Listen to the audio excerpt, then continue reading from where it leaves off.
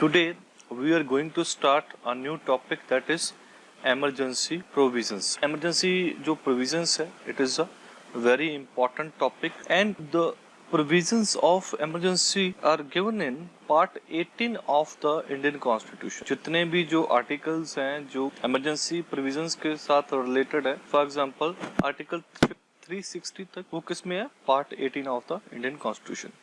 It is a unique feature of the Indian Constitution because it converts the federal system into unitary system. तो federal system क्या है?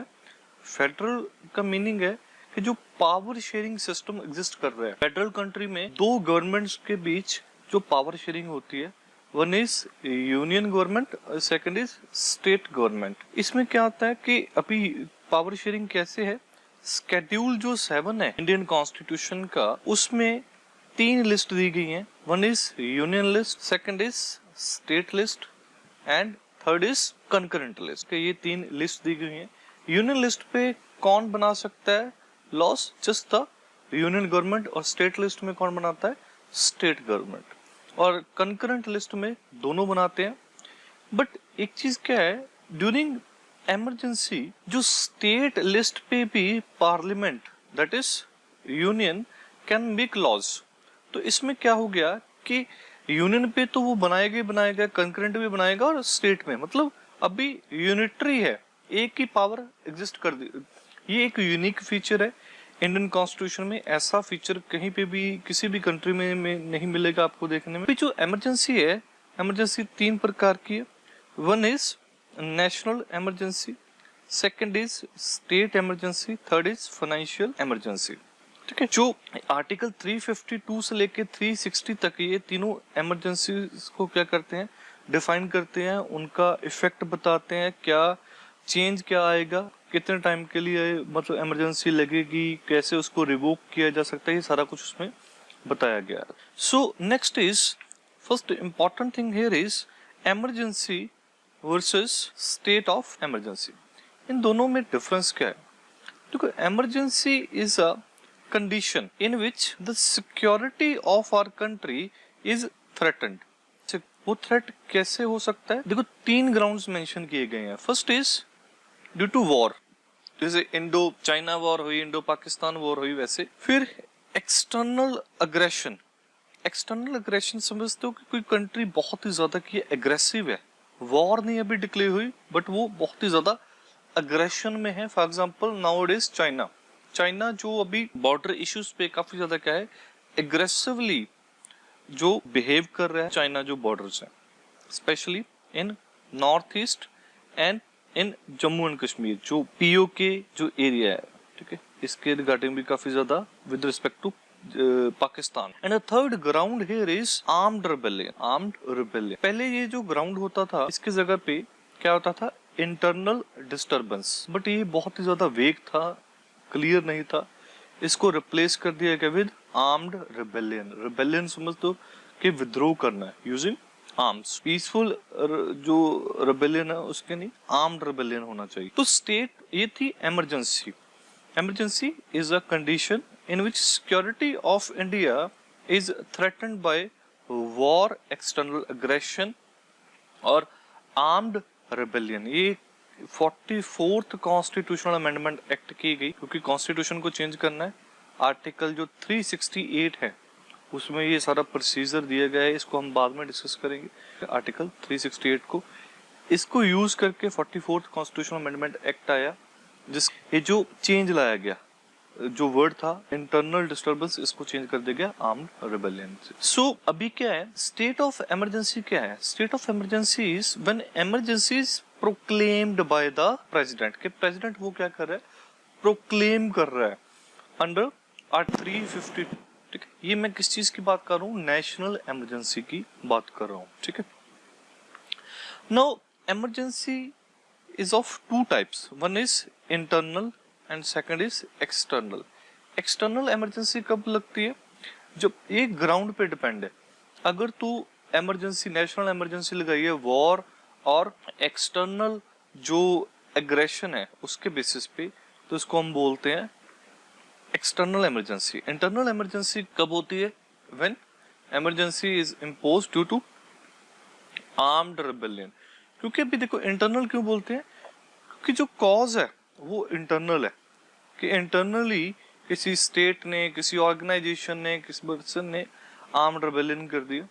External क्या है कि war हुई है किसी और कंट्री के साथ, कोई और कंट्री क्या है एग्रेसिवली बिहेव कर रही है। नो, जो इमरजेंसी है it can be imposed in India, पूरे के पूरे जो इंडिया है, इंडिया के बीच में भी इम्पोज की जा सकती है, ठीक है, और या फिर पार्ट ऑफ इंडिया, ठीक है, चाहे वो गुजरात है, राजस्थान है, ठीक है, पंजाब है, इसमें पार्ट ऑफ इंडिया में भी, चाहे some part of a state, इसमें भी इम्पोज की जा सकती है, और जो होल ऑफ द इंडिया में भी इम्पोज की जा सकती है। ये प्रोविजन कैसे ऐड की गई? 42nd constitutional amendment act 1976। देखो ये जो अमेंडमेंट थी इसने बहुत ही ज्यादा चेंज किया इंडियन कॉन्स्टिट्यूशन में, और ये किसने चेंज किया था? इंदिरा ने। तो इसको इंदिरा कॉन्स्टिट्यूशन भी बोलते हैं। इस जस्ट एक जो कॉन्स्टिट्यूशनल अमेंडमेंट एक्ट है इसको मिनी कॉन्स्टिट्यूशन भी बोलते हैं, क्योंकि इसने बहुत ही ज्यादा चेंजेस किए थे। हम अलग अलग लेक्चर में अलग अलग देखेंगे, ठीक है। जैसे फंडामेंटल ड्यूटीज में भी आपको मैंने बताया था कि पार्ट 4A, ठीक है, जो ऐड किया गया था उसमें आर्टिकल 51A, वो भी 42nd कॉन्स्टिट्यूशनल अमेंडमेंट एक्ट के तहत हुआ था। नेक्स्ट है ऑन वन ग्राउंड और मोर ग्राउंड्स। देखो अभी सपोज करो कि ऑलरेडी इमरजेंसी लगी हुई है, एक्सटर्नल इमरजेंसी इंपोज की गई है on the basis of war और एक्सटर्नल एग्रेशन, इसके बेसिस पे जो इमरजेंसी इंपोज की है। बट अभी क्या है, अगर इमरजेंसी ऑलरेडी इंपोज है तो इंटरनल रीजन पे भी क्या है इमरजेंसी को इंपोज किया जा सकता है। फॉर एग्जांपल 19 देखो इमरजेंसी कब कब लगी, एक तो लगी 1962 जो इंडो चाइना वॉर हुई थी, फिर 1971 में, क्योंकि 1965 में क्यों नहीं लगी, कि ऑलरेडी इमरजेंसी तब थी जब इंडो जो पाकिस्तान जो वॉर चली उस टाइम ऑलरेडी यही जो कंटिन्यू चल रही थी, क्योंकि विद इन 3 इयर्स ही क्या हो गया, एक नई वॉर हो गई। 1971 की जो वॉर हुई जब किसके साथ हुई थी, वो वेस्ट पाकिस्तान और ईस्ट पाकिस्तान, मतलब क्या हो गया था, इसको फ्रीडम मिल गई थी फ्रॉम वेस्ट पाकिस्तान। इसको हम क्या बोलते हैं आज, बांग्लादेश। अभी वेस्ट पाकिस्तान जो सिंपली क्या बन गया अभी पाकिस्तान। तो तब ये कौन सी थी दोनों इमरजेंसी, एक्सटर्नल, क्योंकि अभी वॉर हुई थी, ठीक है, वॉर हुई थी दोनों की साइड पे।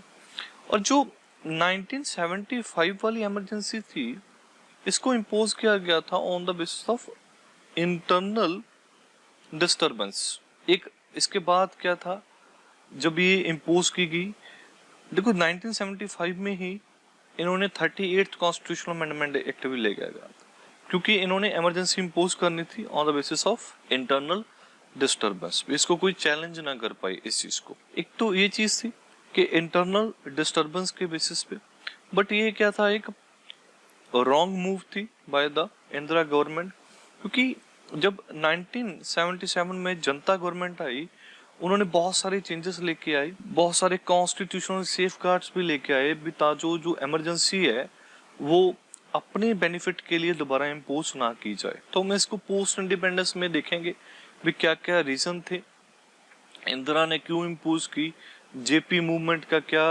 रोल क्या था, ठीक है। फिर जो शाह कमीशन बनी, शाह कमीशन अपॉइंट की गई थी by the Janata government.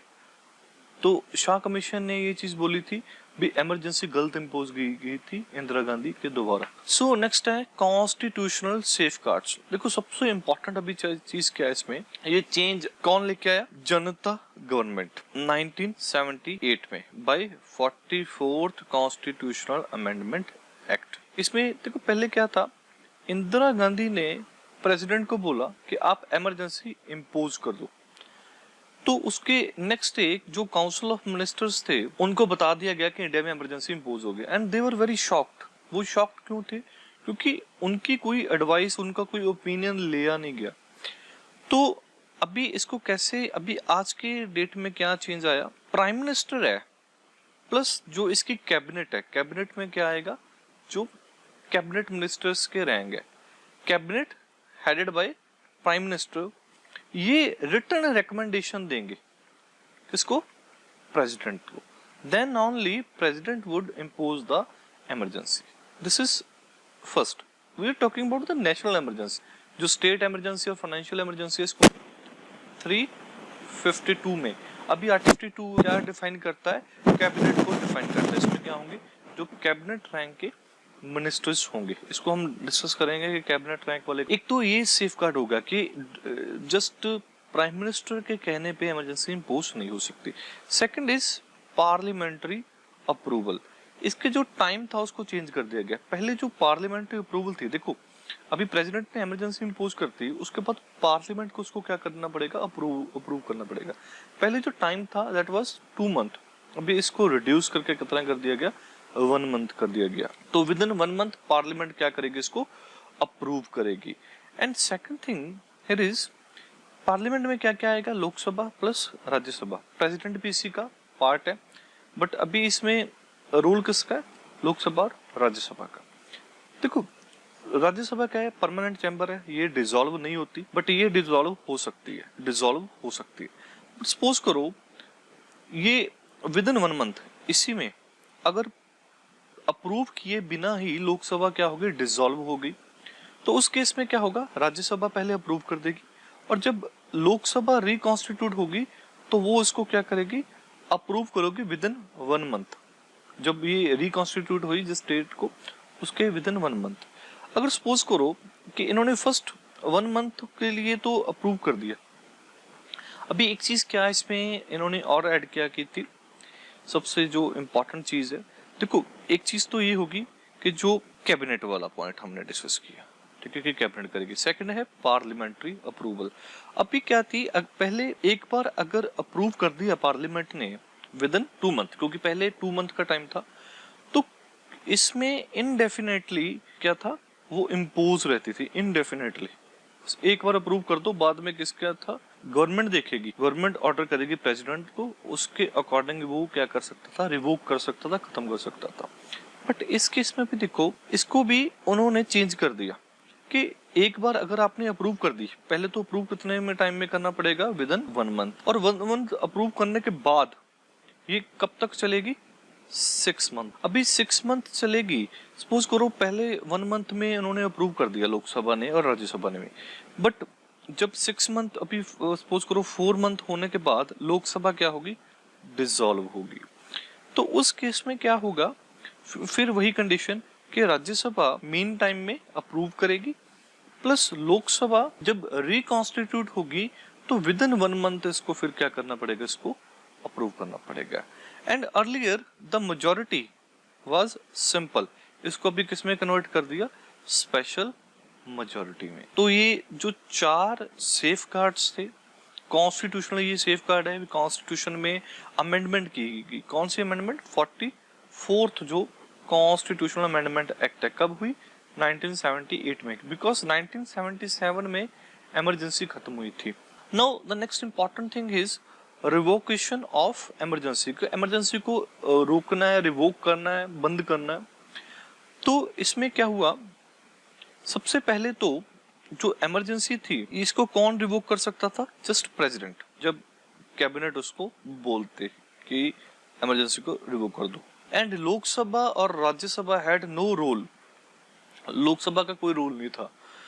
But 44th constitutional amendment act ने क्या किया, लोकसभा को भी पावर दे दी कि आप भी रिवोक करवा सकते हो। कैसे, कि लोकसभा का एक स्पेशल सेशन कॉन्स्टिट्यूट किया जाएगा। वो स्पेशल सेशन किसके लिए होगा, इमरजेंसी को रिवोक करने के लिए। इस स्पेशल सेशन को कैसे बुलाया जाएगा, when 1/10 of the member of Lok Sabha given in writing, ठीक है, रिटर्न में देंगे किसको, प्रेसिडेंट को, अगर तो सेशन में नहीं है हाउस, और speaker of Lok Sabha, Lok Sabha speaker को देंगे।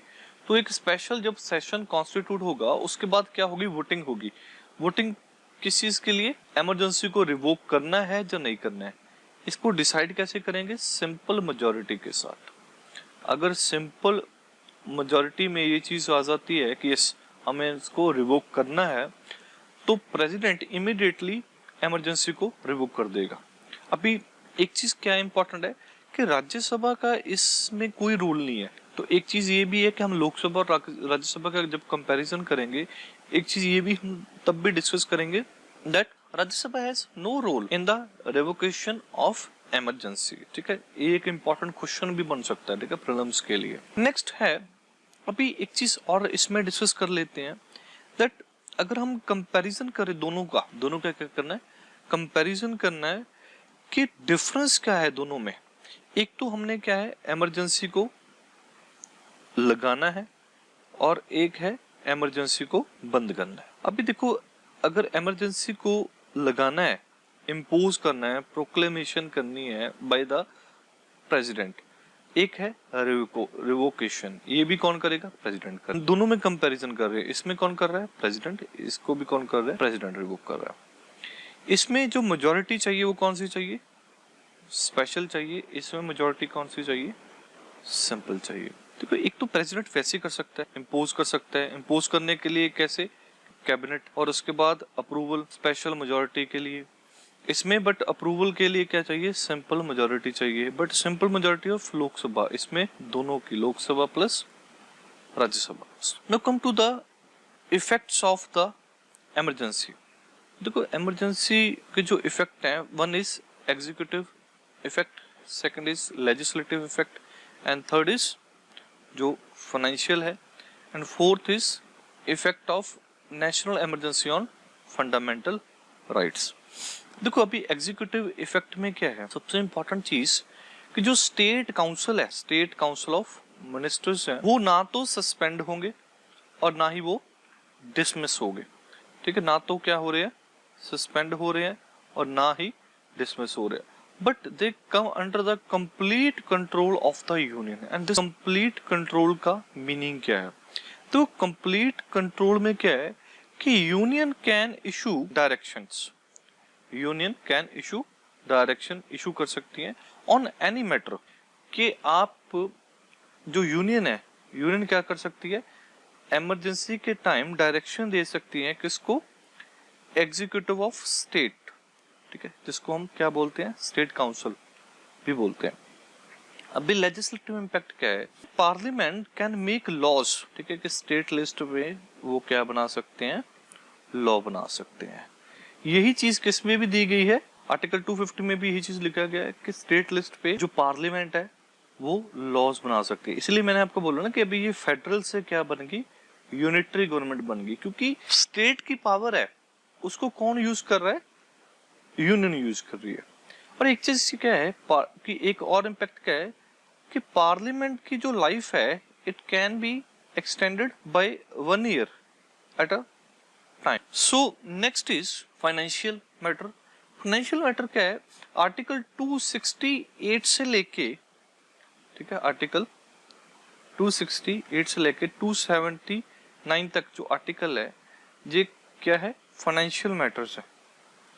अभी फाइनेंशियल मैटर्स में कौन चेंज लेके आ सकता है, प्रेसिडेंट, बट इसकी जो अप्रूवल कौन करेगा, अप्रूव इसको, पार्लियामेंट ऑब्वियसली। ये किसमें दिया गया है, article 354 of the Indian constitution, ठीक है। बट ये जो चेंज है ना, जो फाइनेंशियल मैटर्स में चेंज किया है, it can never go beyond financial year. Financial year समझ दो ना आप, 1 अप्रैल से लेके, ठीक है, 2020 टू 31 ऑफ मार्च 2021, ये हमारा फाइनेंशियल ईयर है। अभी एक चीज इसमें क्या चीज देखने वाली है कि अगर इमरजेंसी को रिवोक कर दिया, ठीक है, इमरजेंसी को क्या कर दिया, रिवोक कर दिया, तो जो इम्पैक्ट था फाइनेंशियल मैटर्स का, तो उसी फाइनेंशियल ईयर तक रहेगा, नेक्स्ट फाइनेंशियल ईयर में नहीं जाएगा। नेक्स्ट है, this is very very important, कि आर्टिकल 358 और 359 में, that is impact on fundamental rights, ठीक है। फंडामेंटल राइट्स किसमें दी गए हैं, part 3 of the Indian constitution, जो आर्टिकल 12 से लेके 35 तक, ठीक है। देखो, ऐसा है ना कि पार्ट 1 है, ठीक है, यूनियन एंड इट्स जो टेरिटरीज हैं और स्टेट्स हैं। फिर पार्ट 2 क्या है, सिटीजनशिप, इसमें आर्टिकल 1 से 4, सिटीजन में 5 से 11, सिमिलरली ठीक है। पार्ट जैसे 4 है, 4 में क्या है, डीपीएसपी है, डीपीएस में क्या है 36 से लेके 51 तक। Part 5 rather part 4A 51A fundamental duties. फिर पार्ट 5 ये यूनियन वाला आ गया। पार्ट 6 ये कौन सा आ गया हमारा, जो स्टेट्स वाला है। ऐसे हमारे जैसे पार्ट, अभी हम कौन सा डिस्कस कर रहे हैं, part 18 of the Indian constitution, emergency provisions वाला। अभी इसमें क्या चीज इंपॉर्टेंट है कि जो फंडामेंटल राइट्स हैं इस पे क्या इम्पैक्ट होता है। देखो मैंने आपको बताया कि there are 2 kind of emergencies. Emergency कौन सी टाइप है, एक तो है इंटरनल इमरजेंसी और एक है एक्सटर्नल। जो इंटरनल इमरजेंसी है ये किस पे, इसका ग्राउंड कौन सा था, रिकॉल करो, आर्म्ड रिबेलियन। और इसका कौन सा था, रिमेम्बर करो, वॉर एंड एक्सटर्नल अग्रेशन। देखो जब इमरजेंसी इंपोज होती है ना, तो अंडर आर्टिकल 19 क्या है, freedom of speech and expression, freedom of speech and expression. जो article 19 clause 1 sub clause A है वो इस चीज के रिगार्डिंग है, सब क्लॉज जो बी है वो किस चीज के रिगार्डिंग है, freedom of assembly. C freedom of association. इसको हम पूरी डिटेल में डिस्कस करेंगे, 2 लेक्चर लगेंगे आर्टिकल 19 पे। क्लॉज डी में क्या है, जो फ्रीडम टू मूव फ्रीली। ई में क्या है, रिसाइड एंड सेटल।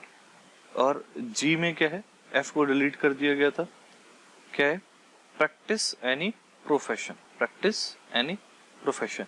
तो ये 6 जो फ्रीडम दी गई हैं इसको क्या किया था, कर्टेल कर दिया जाता है जब इमरजेंसी इंपोज होती है। तो आर्टिकल 12 में क्या बोल रहा है, वो बोल रहा है कि जब भी नेशनल इमरजेंसी लगेगी तो सबसे पहले आपका जो आर्टिकल 19 है ना फंडामेंटल राइट्स में, ये चला जाए। जब इमरजेंसी रिवोक होगी तो साथ ही जो आर्टिकल 19 है आपके पास आ जाएगा, ठीक, क्योंकि ऑब्वियसली इमरजेंसी लगी है तो जो कर्टेल करना ही पड़ेगा, ठीक है। जो असेंबली है, एसोसिएशन है, freedom of speech and expression है, इसको कर्टेल करना पड़ेगा। बट एक चीज इंपॉर्टेंट क्या है, आर्टिकल 358 ये भी बोल रहा है कि जो आर्टिकल 19 का आपका जा रहा है ना, ये सिर्फ और सिर्फ एक्सटर्नल इमरजेंसी के केस में जाएगा।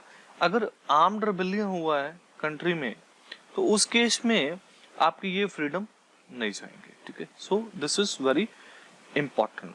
सो विद रिस्पेक्ट टू, अभी एक चीज आपने क्या चीज याद रखनी है कि आर्टिकल जो 359 है, जो 359 है ये प्रेसिडेंट को सेपरेटली अप्रूव करना पड़ेगा, एक अलग से ऑर्डर इशू करना पड़ेगा, अलग से क्या करना पड़ेगा, ऑर्डर इशू करना। ये इंपॉर्टेंट बहुत है बिकॉज जो एक क्या चीज सस्पेंड कर देता है, enforcement of fundamental rights, that enforcement of fundamental rights is suspended except article 20 and 21। अभी हम डिस्कस करेंगे कि आर्टिकल 20 और 21 में क्या क्या चीज है।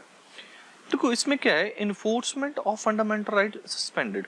सपोज करो, देखो वैसे तो आपके पास जो फंडामेंटल राइट्स है पार्ट 3 में वो आपके पास रहेंगे ही रहेंगे एक्सेप्ट आर्टिकल 19, वो मैंने आपको बताया ही है, ठीक है, कि आर्टिकल 358 का क्या इम्पैक्ट होगा। इसमें एक चीज इंपॉर्टेंट क्या है कि फंडामेंटल राइट्स जो पार्ट 3 में गिवन है, प्रेसिडेंट अपने ऑर्डर में बताएगा कि ये आर्टिकल्स है, सपोज 14, 15, 16, ये आर्टिकल है, इनकी इन्फोर्समेंट बंद है, ठीक है। इन्फोर्समेंट का मीनिंग क्या है इसमें कि वैसे तो आपके पास आर्टिकल्स हैं ये वाले, आप एंजॉय कर रहे हो, बट अगर आपका आर्टिकल जो वायलेट हो जाएगा तो आप जुडिशरी के पास जाके इसको इन्फोर्स नहीं करवा सकते। देखो नॉर्मल जो सर्कमस्टांसेस है, अगर आपका फंडामेंटल राइट्स वायलेट होता है, you can directly approach supreme court और हाई कोर्ट, ठीक है। इसको हम डिस्कस करेंगे जब पार्ट 3 डिस्कस करेंगे कि आप सुप्रीम कोर्ट भी अप्रोच कर सकते हो और हाई कोर्ट भी अप्रोच कर सकते हो। बट अभी इसने क्या कर दी, इन्फोर्समेंट बंद कर दी। अगर इन्फोर्समेंट बंद है तो कोई भी उसको इन्फोर्स करवाने के लिए कोर्ट को अप्रोच नहीं कर सकता।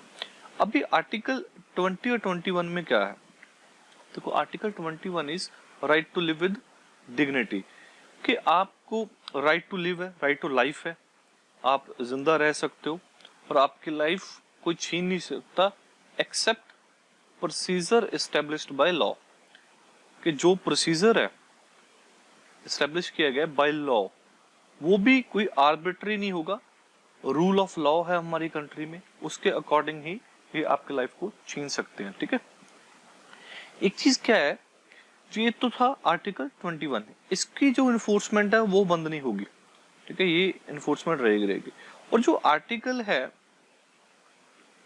20, दिस इज वेरी इंपॉर्टेंट, इस पे भी हमारा पूरा 1 या 2 लेक्चर होंगे। ठीक है, यहाँ पे मैं आपको ब्रीफली बता रहा हूँ। One is no ex post facto law. इसका मीनिंग क्या है कि जो क्रिमिनल लॉ है उसको हम बैक डेट से एप्लीकेबल नहीं कर सकते, बैक डेट से। ठीक है, कि ये नहीं है कि सपोज करो आज आपने कोई क्रिमिनल ऑफेंस, किसी भी पर्सन ने कोई क्रिमिनल ऑफेंस किया और उसकी सजा है 1 ईयर।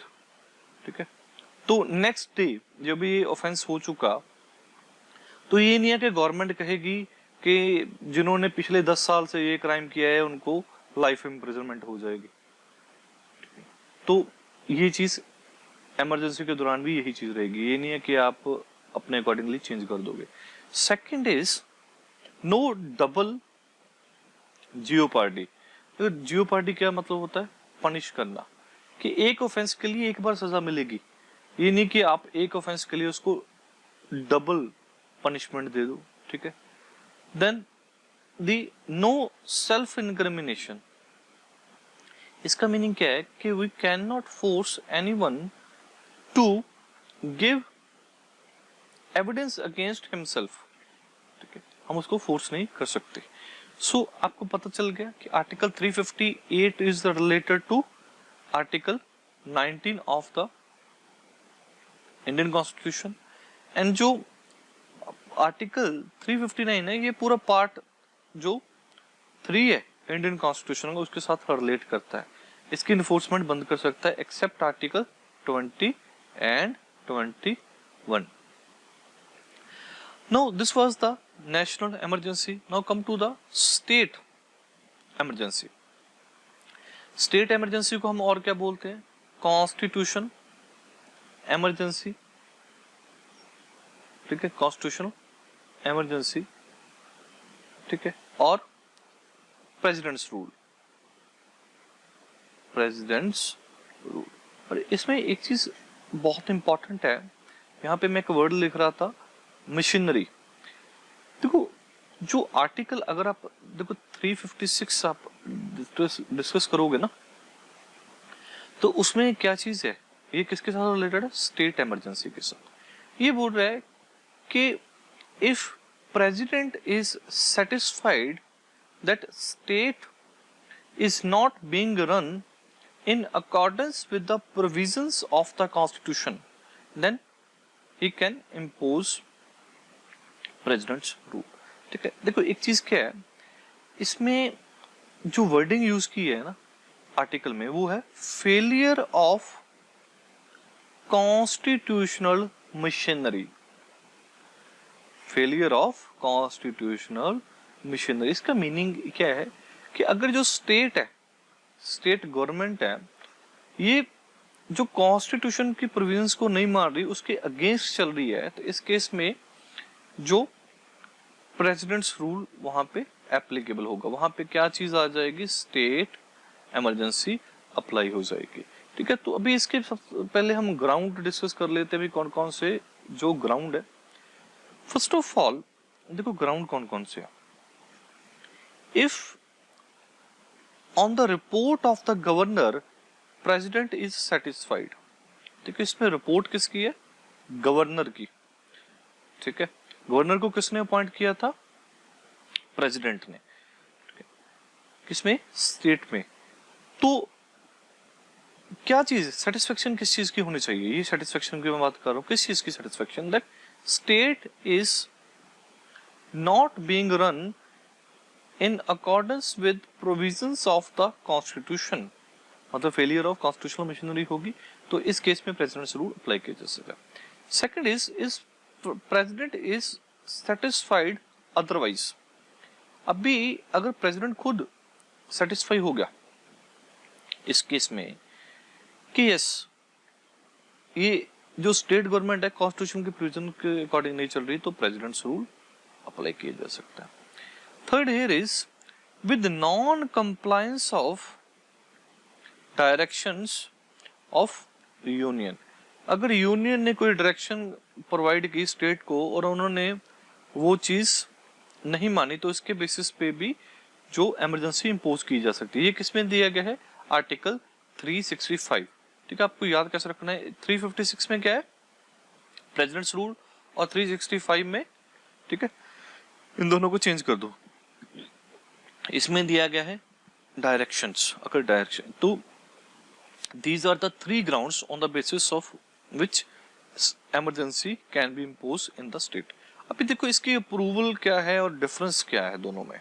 ठीक है, अगर नेशनल इमरजेंसी के साथ अगर हम इसको कंपैरिजन करते हैं, अभी जो पार्लियामेंट्री अप्रूवल है it should be in with in 2 month, और नेशनल इमरजेंसी के केस में भी 1 मंथ है। पहले कितना होता था? 2 मंथ होता था, अभी इसको चेंज करके 1 मंथ कर दिया। अभी मेजॉरिटी इसमें सिंपल मेजॉरिटी के साथ होगा, इसमें स्पेशल मेजॉरिटी है। अभी स्पेशल मेजॉरिटी अगर मैं आपको बता देता हूं, अगर कोई आपको कंफ्यूजन है कि स्पेशल मेजॉरिटी क्या है, special majority means 2/3 of the members sitting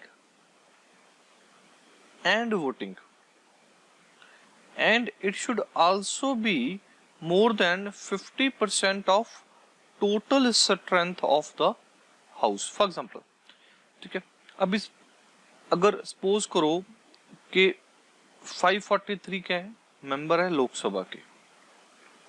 वैसे तो 545 मेंबर होते थे, 543 क्या होते थे? इलेक्टेड, 2 थे नॉमिनेटेड। ये किसको बिलोंग करते थे? Anglo Indian community. बट इस चीज को अभी रिमूव कर दिया गया। अभी जस्ट कितने हैं? 543 मेंबर्स है। तो लोकसभा में कितने मेंबर है? अगर सपोज करो कि 450 मेंबर है, वो प्रेजेंट है, जो सिटिंग है और वोट कर रहे हैं, तो इसमें से 2/3 अगर फेवर करते हैं, 2/3 कितना हो गया? 300 मेंबर्स।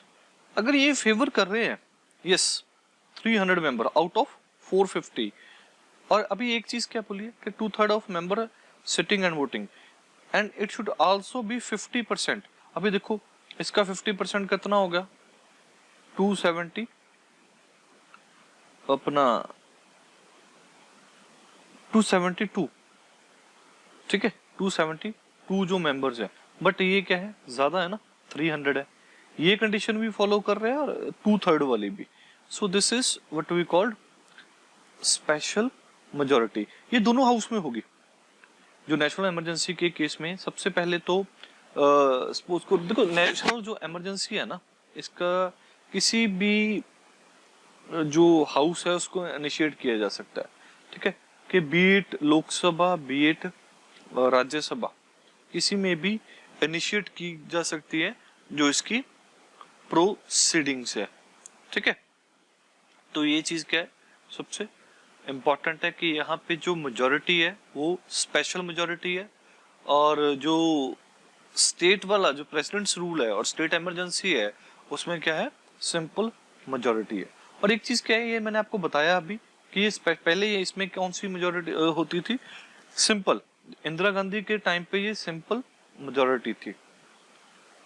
ठीक है, but 44th constitutional amendment act के दौरान इसको चेंज कर दिया गया, जो 1978 में है। ठीक है, सिंपल मेजॉरिटी से स्पेशल मेजॉरिटी। अभी जो इसकी में एक्सटेंड कितना होता है? 6 मंथ में। उसमें भी कितने में होता था? 6 मंथ में होता था। बट इसमें एक चीज इंपॉर्टेंट क्या है कि जो मैक्सिमम है इमरजेंसी, कौन सी वाली? स्टेट इमरजेंसी वाली, इसको मैक्सिमम 3 इयर्स के लिए इंपोज किया जा सकता है। देखो, और उसमें भी कंडीशन है, मैक्सिमम 3 ईयर है।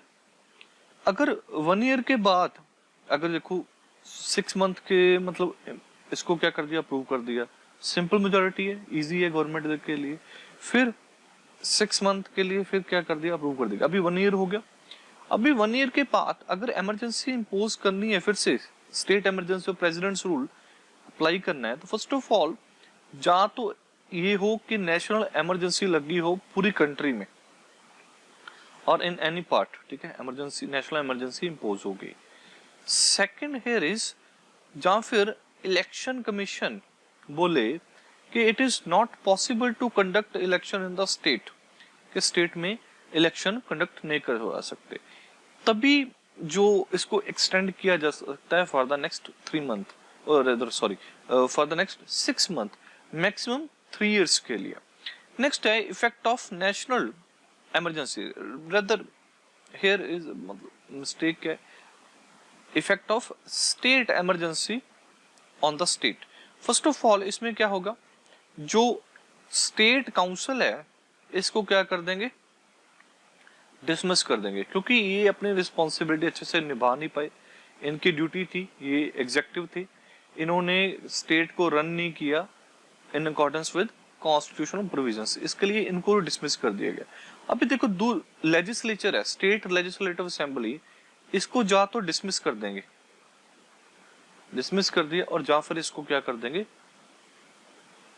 डिसॉल्व कर देंगे। देखो डिसॉल्व होने के बाद तो क्या होगा, जस्ट इलेक्शन ही होंगे। एक चीज इसमें क्या चीज इंपॉर्टेंट है, अभी इम्पैक्ट क्या होगा, जो एग्जीक्यूटिव अथॉरिटी होगी स्टेट की वो किसके पास चली जाएगी, प्रेसिडेंट के पास, इसीलिए हम इसको क्या बोलते हैं, प्रेसिडेंट्स रूल। तो प्रेसिडेंट स्टेट को चलाएगा कैसे, with the help of governor. Governor किसके हेल्प लेगा, चीफ सेक्रेटरी। अभी चीफ सेक्रेटरी क्या होता है, हाईएस्ट जो आईएएस ऑफिसर है स्टेट में, ठीक है, जो सीएम है उसका डायरेक्ट लिंक किसके साथ होता है, चीफ सेक्रेटरी के साथ, ठीक है।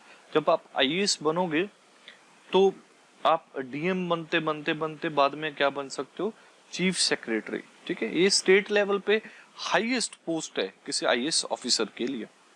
अभी देखना कि पंजाब में कौन है चीफ सेक्रेटरी। और एक चीज इसमें इंपॉर्टेंट क्या है कि अभी रिसेंटली चीफ सेक्रेटरी बहुत ही ज्यादा न्यूज में था, सो एक इंपॉर्टेंट एक पोस्ट भी है न्यूज में भी काफी सारा with respect to Punjab government.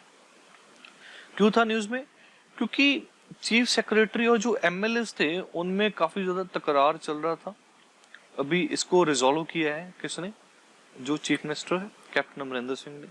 और एक चीज क्या है कि कैप्टन अमरिंदर ने अभी एक सिविल सर्विसेज बोर्ड भी बनाया अंडर चीफ सेक्रेटरी करण अवतार सिंह।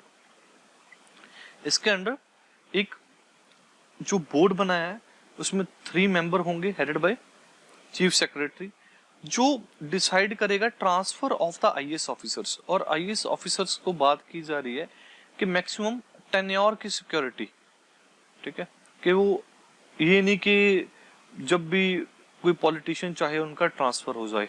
तो ये एक अच्छा स्टेप भी है, मतलब प्रोज एंड कॉन्स दोनों ही हैं, हम ये नहीं बोल सकते, क्योंकि हर बार यही नहीं होता है कि एक जो ब्यूरोक्रेट है वही सही हो। मोस्ट ऑफ द केसेस जो एमएलएस हैं वो क्या करते हैं, इंटरफेयर करते हैं। ये तो थी जो एग्जीक्यूटिव पावर है, ठीक है। Second here is the legislative power. जो लेजिस्लेटिव पावर है वो किसके पास चली जाती है, जो पार्लियामेंट है, ठीक है। अगर पार्लियामेंट सेशन में नहीं है तो प्रेसिडेंट क्या इशू कर सकता है, ऑर्डिनेंसेस। प्रेसिडेंट क्या इशू करेगा, ऑर्डिनेंसेस। इसको हम डिस्कस करेंगे पार्लियामेंट वाले लेक्चर में, ठीक है। एंड प्लस फाइनेंशियली कैसे चलेगा कि president can authorize expenditure out of the consolidated fund of state. State का क्या होता है, एक फंड होता है जिसमें सारी कंसोलिडेशन होती है, सारे इकट्ठा होता है फंड, जितने में टैक्सेस वगैरह होते हैं। तो इससे ऑथराइज कौन कर पाएगा, अथॉरिटी किसके पास आ गई, प्रेसिडेंट के पास आ गई, वो कर सकता है।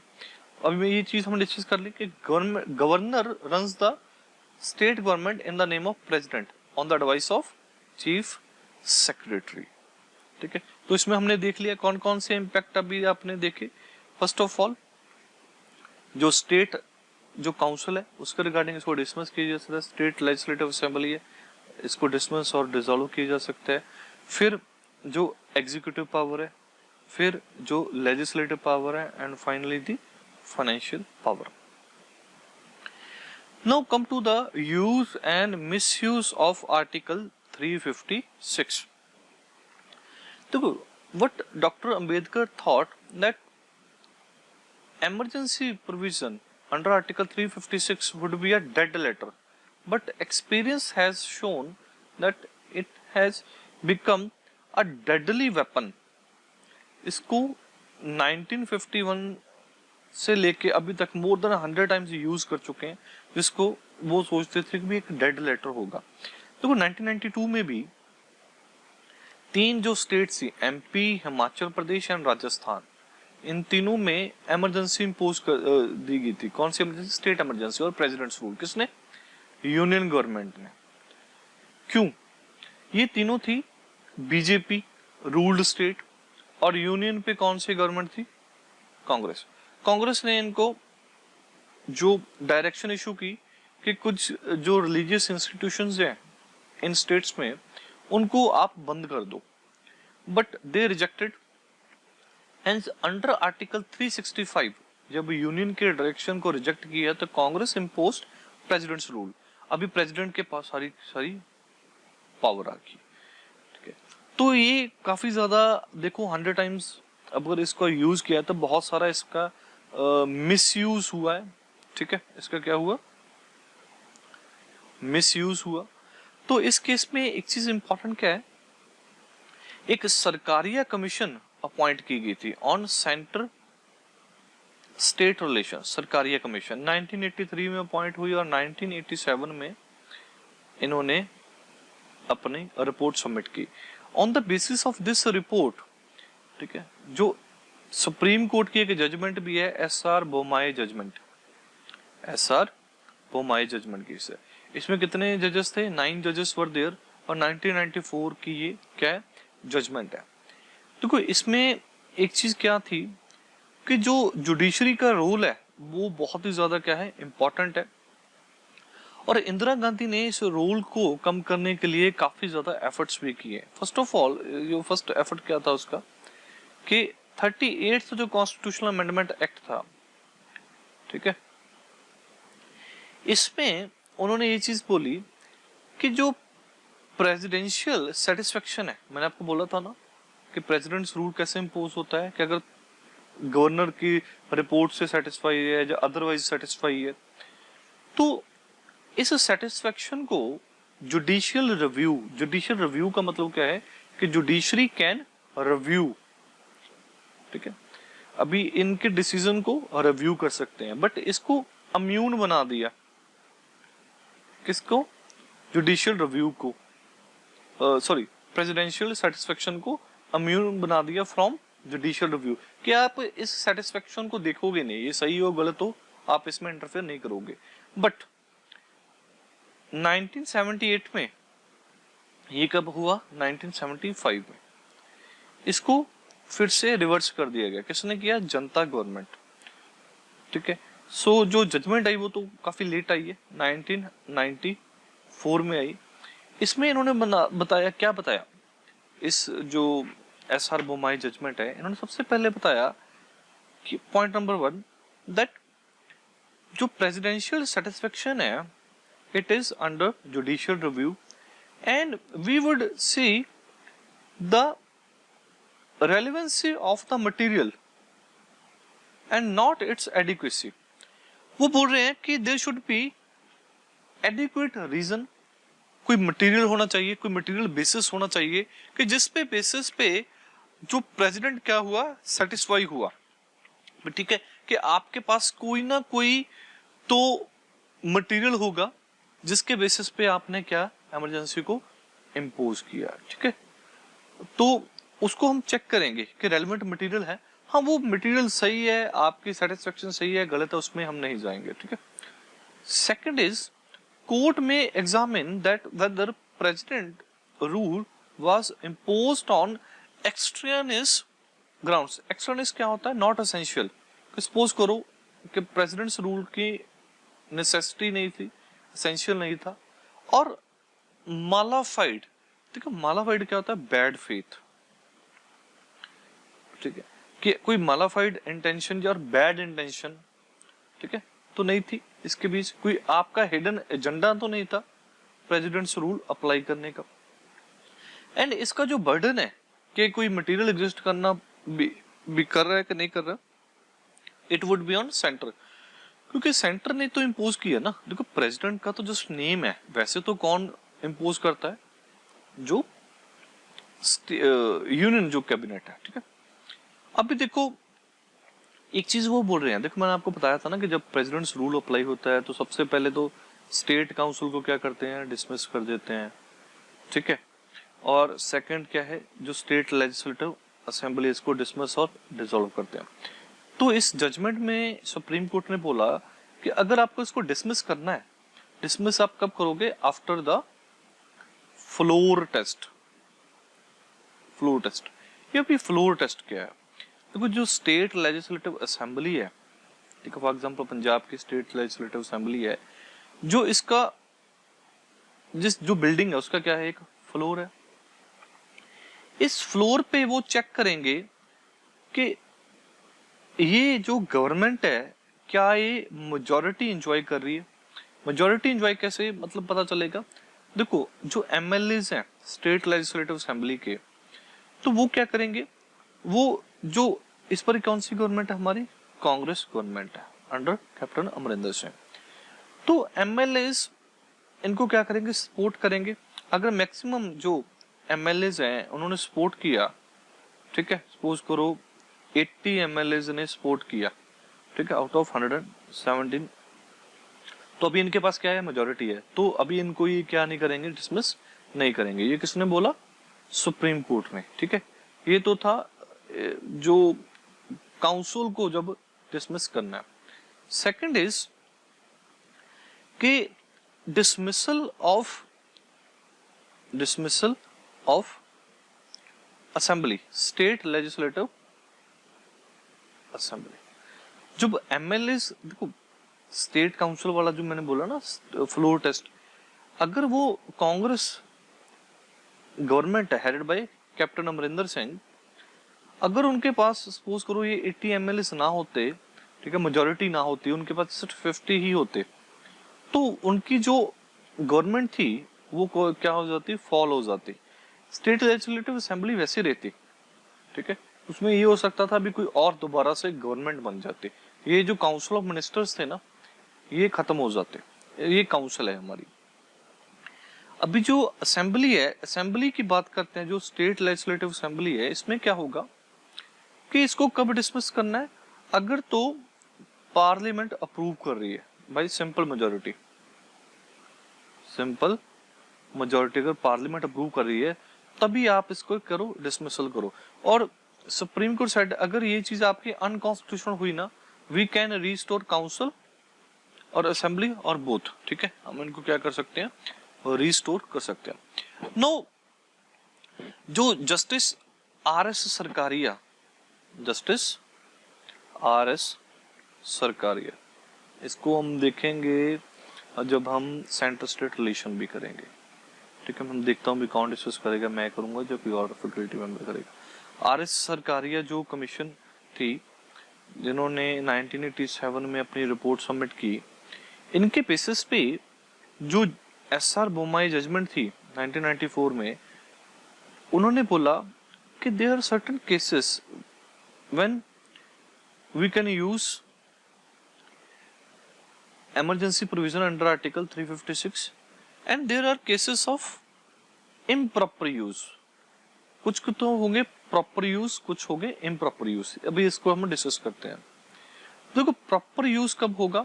When there is hung assembly. Hung assembly का मतलब क्या है? सपोज करो कि there are 100 seats in the state legislative assembly, but एक को मिली 35 सीट्स, एक को मिली 30 सीट्स, एक को मिली 25, एक को मिली 10, ठीक है। तो अभी किसी को भी क्लियर कट मेजोरिटी नहीं मिली और ये गवर्नमेंट आपस में, ये जो पार्टीज हैं, ठीक है, एक को जैसे बीजेपी को 35, कांग्रेस को, ठीक है, जो बाकी जो पार्टी हैं, ठीक है, लोक इंसाफ पार्टी है, जो कोई आप है, ये आपस में मिलना नहीं चाहते। तो अभी किसी भी पार्टी के पास क्लियर कट मेजोरिटी नहीं है, तो ये क्या हो गया, एक हंग असेंबली क्रिएट होगी। तो इस केस में क्या होगा, प्रेसिडेंट्स रूल प्रॉपर यूज मतलब कर सकते हैं, इसमें कोई भी इशू नहीं है। व्हेन मेजोरिटी पार्टी डिक्लाइंस, ठीक है, अगर सपोज करो किसी के पास मेजोरिटी सीट्स भी हैं बट फिर भी अगर डिक्लाइन कर दे, सपोज उनको लगता हो कि जब दोबारा इलेक्शन होगा तो हमारे पास 70-75 सीट्स होंगी, ठीक है, तो उन्होंने डिक्लाइन कर दिया। When government falls and no alternative is there, suppose करो कांग्रेस गवर्नमेंट क्या हो जाती है, फॉल हो जाती है, कोई इशू बन गया, बट उसके बाद बाकी जो पार्टीज हैं वो गवर्नमेंट फॉर्म ही नहीं कर पाती, कोई अल्टरनेटिव ही नहीं है, तो उस केस में भी क्या होगा, प्रेसिडेंट रूल इंपोज किया जाता है। When there is non compliance with the direction of the union, ये तो हमने डिस्कस किया कि आर्टिकल 365 में ये चीज गिवन है।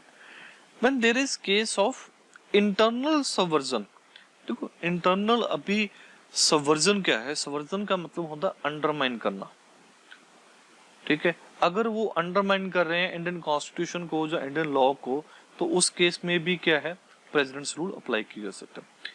Next is if there is case of physical breakdown, physical breakdown का मीनिंग क्या है कि अगर जो स्टेट गवर्नमेंट है it is wilfully not providing administration और गवर्नेंस, जानबूझकर अगर वो एडमिनिस्ट्रेशन नहीं प्रोवाइड कर रहे, गवर्नेंस नहीं प्रोवाइड कर रहे, सर्विसेज नहीं प्रोवाइड कर रहे, तो उस केसेस में भी ये जो क्या कर सकते हैं, इमरजेंसी इंपोज कर सकते हैं। बट सुप्रीम कोर्ट सेड कि you must issue warning to the state कि अगर आप ये चीज कर रहे हो, ये चीज गलत कर रहे हो, अगर आपने इसको करेक्ट नहीं किया, रेक्टिफाई नहीं किया, तो हम प्रेसिडेंट रूल अप्लाई कर सकते हैं। Next is improper use of state emergency without floor test, कि फ्लोर टेस्ट के बिना ही आपने बोल दिया, ठीक है। सेकंड कि when governor did not explore alternative government, ये नहीं है कि एक गवर्नमेंट खत्म हो गई, मेजोरिटी पार्टी डिक्लाइन करी, तो आप बाकी पार्टी से पूछो, बाकी लीडर्स से पूछो, क्या आप मेजोरिटी प्रूव कर सकते हो, अगर कोई ऑप्शन है बोले उसको यूज करो, कि विदाउट इशूइंग वार्निंग, कि पहले वार्निंग दो। When there is internal disturbance only, internal disturbance का मतलब क्या है कि सपोज करो कांग्रेस जो पार्टी है उसमें जो लीडरशिप है, ठीक है, जैसे लास्ट टाइम जो बावा और बाजवा, ठीक है, जो बाजवा और कैप्टन के बीच में इंटरनल डिस्टर्बेंस चल रही थी पार्टी की, ठीक है, जो नेशनल कांग्रेस थी, तो इसके बेसिस पे ऊपर भी आप इमरजेंसी इंपोज नहीं करोगे। नेक्स्ट इज व्हेन जो पार्टी है, जो सपोज करो कांग्रेस पार्टी है पंजाब में, अगर ये इनका क्या हो जाता है, डिफीट हो जाता है, हार जाते हैं ये, किसमें, जनरल इलेक्शन में। जनरल इलेक्शन समझते हो, जो एमपीज वाले इलेक्शंस है, जैसे 2019 में हुए, 2014 में, देखो स्टेट लेजिस्लेटिव असेंबली तो बनी गई है ऑलरेडी, एमएलएस ने बना दी, ठीक है, ये जो यूनियन गवर्नमेंट है ये किसमें जाएंगे, मेंबर ऑफ पार्लियामेंट, लोकसभा और राज्यसभा। अगर इनकी इसमें डिफीट होती है तो इसका मतलब ये नहीं है कि आप स्टेट में भी क्या है, प्रेसिडेंट्स रूल अप्लाई कर दो, स्टेट इमरजेंसी, ठीक है। सो ये थे important aspect. Before that we can discuss national financial emergency, ठीक है, जो फाइनेंशियल इमरजेंसी है उसको भी हम क्या कर लेते हैं, देख लेते हैं एक बार। तो इसके लिए एक नई स्लाइड, चलो इसमें हम डिस्कस कर लेते हैं, ठीक है। देखो फाइनेंशियल इमरजेंसी क्या है, financial emergency, it is imposed under article 360 of the Indian constitution, ठीक है। अभी 360 में क्या बताया गया है, if president is satisfied that situation has arisen, कि वो सिचुएशन आ चुकी है इन विच जो in which the financial stability or credit of India has been threatened. Financial stability or credit of India has been threatened. ठीक है, credit of India threaten का मतलब क्या है इसमें कि we are unable to pay back loans, कि हमारी कंट्री अभी बैंकरप्ट हो गई है, ठीक है, हम अपना लोन वापस नहीं कर पा रहे हैं।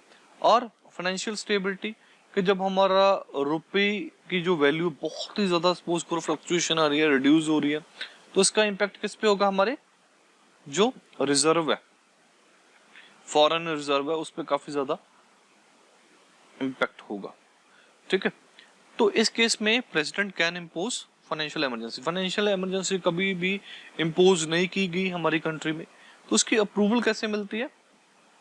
सिमिलरली कि विद इन 2 मंथ पार्लियामेंट क्या करेगा, इसको अप्रूव करेगा। बट ये इसका कोई इंटरवल नहीं है, जैसे नेशनल इमरजेंसी और स्टेट इमरजेंसी में क्या है 6 मंथ की इंस्टॉलमेंट्स में जाती है। ठीक है, ये क्या है 6 मंथ से लेकर इनडेफिनेटली नेशनल इमरजेंसी, जो स्टेट इमरजेंसी है 6 मंथ से मैक्सिमम 3 इयर्स। बट जो फाइनेंशियल इमरजेंसी है ये 6 मंथ के इंटरवल में नहीं जाती। एक बार इमरजेंसी अप्रूव कर दी by the parliament within 2 months, it can go indefinitely. ठीक है, फिर प्रेसिडेंट डिसाइड करेगा। ठीक है, वैसे तो कौन डिसाइड करेगा, यूनियन जो कैबिनेट है।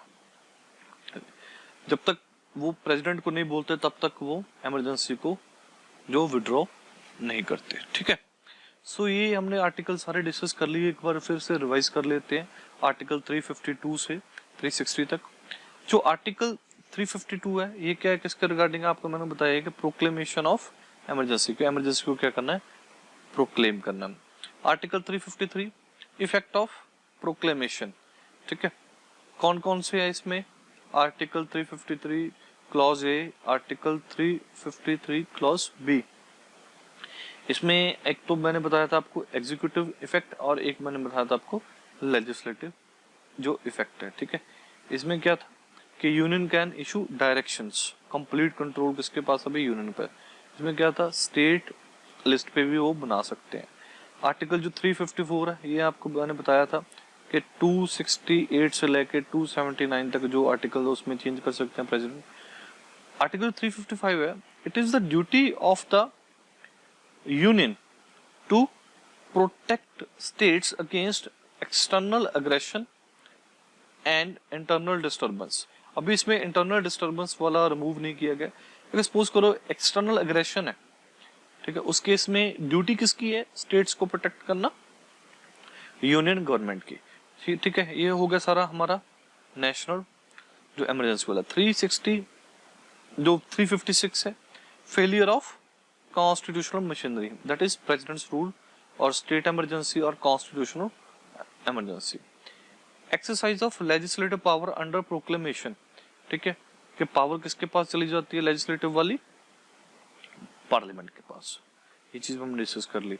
358 भी हमने डिस्कस कर लिया कि अगर आर्टिकल 19 को क्या होगा और इन्फोर्समेंट ऑफ राइट्स पार्ट 3 वाले में क्या होगा। 360 में क्या है, जो provisions related to financial emergency.